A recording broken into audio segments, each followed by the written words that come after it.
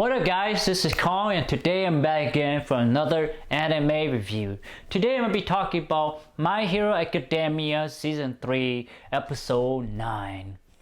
So episode 9 is obviously the continuation of what happened in episode 8 and 7. Okay, so it's about Deku,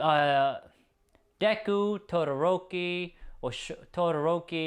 Lita, and Kirishima and Momo. They go out to find this hideout, okay? And when they get to this hideout, they find that this hideout is actually a house and manufacture Nomus. And so they're like, shit, you know, like, this is where the Nomus are coming out, and these are where the Nomus are manufactured, and they're scared. And then we go back to the League of Villains, their hideout, their spot, you know, and Bakugo is like, hey man, I ain't down with y'all, I am on my own, I'm my own man, and my ideals are all might, you know, my idea doesn't align with yours.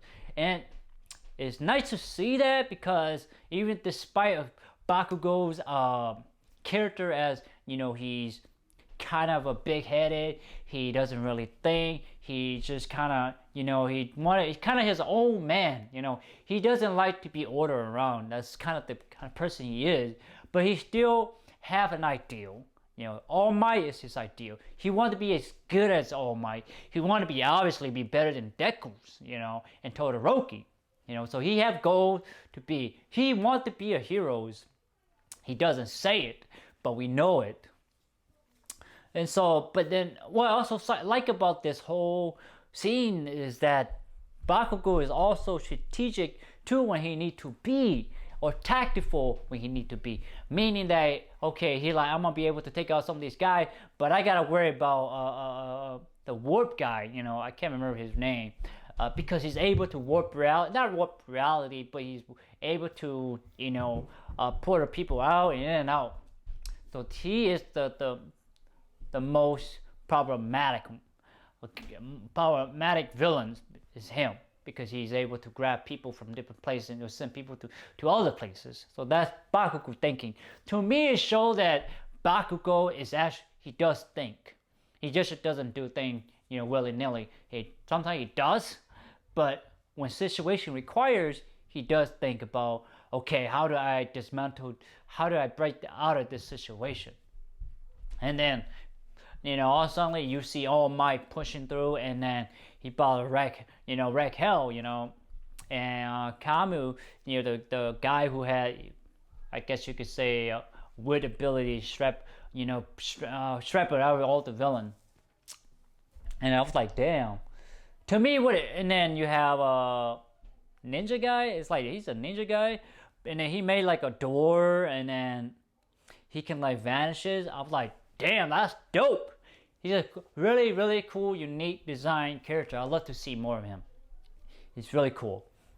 And then what I also noticed that about this, and then Dabi, All Might's mentor kicked the shit out of Dabi, you know, because Dabi is his core has a really wide range of effect. I guess he have a big wide range attack. You know, he can attack in wide range, and that could be really useful if you want to hit multiple opponents in one shot.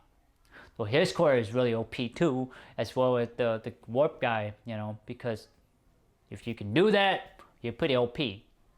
And I also noticed that the team really worked together. You know, the teacher, the president of the UA, the police, and the pro hero, they really coordinate together. And this is how the pro and the police work together as a unit to find this, you know, the League of Villains, the spot, and their manufacturer, the manufacturing Nomu's house, you know.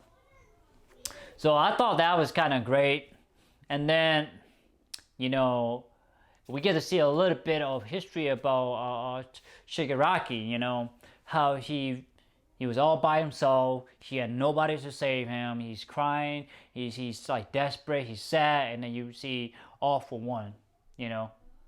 And All For One was like, oh hey, you know, he actually extending his hand to say, hey, I will help you, you know, I will save you. And it shows you that the whole flip of it, you know, when Pro Hero could have saved him, but he couldn't. Nobody was there to save him except for One For All. And All For One, I should say, All For One. I get the two things mixed, but the bad guy come to save him. And when Shigaraki say, I hate you to All Might, because All Might or any other hero could have been there to save Shigaraki from him becoming the person he is today, you know. That's why he spit that anger. We get a little bit of his history, you know. And also we get to see that Shigaraki isn't your traditional you know, prankster or traditional youngster who's out a while. He's actually calm, and he's like, hey guys, don't fight him, don't touch him. You know, y'all need to stay down, stand down. And that to me, that showed him that he had composure. He's strategic. He's actually thinking for himself, you know, and that he's becoming the leader that he should be. He should be and want to become. So I like that character development of Shigaraki, you know. Not that he's one thing, he's actually changing, becoming a more strategic, more tactical, more intelligent villain. And that's what I like about villain, who's, you know, all of that can think and fight against the pro heroes. And then one thing and then also that really point out that you can't save everybody as a hero. You just can't. And All Might has stated that before too. And then, okay, so let's talk about it. All of a sudden you have all these Nomu popping out everywhere, even though that warp guy was out. Now I'll talk about that too. Then Bakugo started like, you know, he started like, you know, like regurgitating, you know, this like black goo material, and he disappeared. All Might try to save him, but All Might can't. All Might just say no. God damn it! He said no, because that really forces All Might. Not forces it make him piss off even more. But the whole point of that is that sometimes you can't save the person who's right next to you. And as sad as that is, it's really true. You can't save everybody, even if they're in front of you. I guess that is one of the many lessons in this movie, in this episode. So I was like, damn, man, what are we gonna do? You know, like, it's just, I guess we as human or the pro hero, they really have to do their best to save everybody. You know, those that want to be saved and need to be saved. So that's one thing. And then we go back to the Nomu manufacturing warehouse. We get All For One. You know, he showed up. He wore a tuxedo with the, you know, head mask. He reminded me a lot of Darth Vader. You know, this dude he got the ambience, that look, that sinister, that violence, that he's just badass. He's heinous. He's crazy. Just like Darth Vader, you know. He reminds me of Darth Vader. I say Darth Vader is better, cooler, but you get what I'm saying. His aura, and he just took those people out like it was nothing, you know. Like bam, the whole thing exploded. And then you also realize that he just killed a lot of people in that one block. I guess not that one block, but that one area.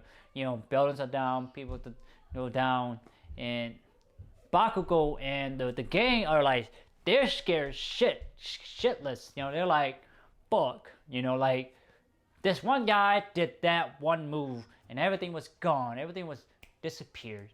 You know, it was like he was that powerful, and he was like levitating in the air. When you see that kind of shit, you're like, okay, you know what? Maybe we shouldn't be there because this guy took out 3 pro heroes and plus more innocent peoples, you know. So yeah, so then we move on to what else to talk about. So that's the whole thing about it, is that Deku finally realized that this was the evil that he would have to fight. And this evil, or this person, is truly, truly, truly powerful. Even All Might can't really take him out. So, and then I also want to point out that this episode, I guess the operation was twofold. It's basically to save Bakugo, and then to take Shigaraki, and then to find, I guess, their boss or the ringleader, all for one. But that's what they were. I guess you could say a threefold. But the last two are the most important fold, or their objective is to find, Shigaraki and then his boss. So that was able to do it. And then one thing I also like to point out that All for One is kind of like All Might in a way, because he has Shigaraki as his student, and then Deku is also All Might's student. So you see, there are two opposing views. They are master and teachers. I'm saying teacher and student, or sensei and disciples. So there are two opposing sides, I guess you could say. There are two things on the same coin. So I like that we see the reflection of both. So I like that. So yes, there are a funny thing with this movie too. I have to point out that there's the second time they have mentioned that Momo have a big rack. So I find that kind of funny. Not that I'm denying that, but it was funny that they shouted this one in maybe the last 2 episodes. So I thought that was kind of funny. It's kind of inappropriate, but it's what it is. So yeah, the next episode, we're gonna get to see hopefully All Might and All for One fight, and more Bakugo, and more how this shit's gonna go down, and how I think this episode, or this arc, you could say, is probably most epic, because we are fighting the big ass, or the big foe, the big villain of the organization. So yes, I really like this episode because we get the build up of this episode. Now we're kind of getting towards to the top of the climax of this episode. So yeah. Well, anyway, guys, please like, thumbs up, share, subscribe, and browse, and press the bell button. Help me, help you. Go both ways. But most importantly, I want to say thank you so much for your time and effort. Take care, guys. Bye bye.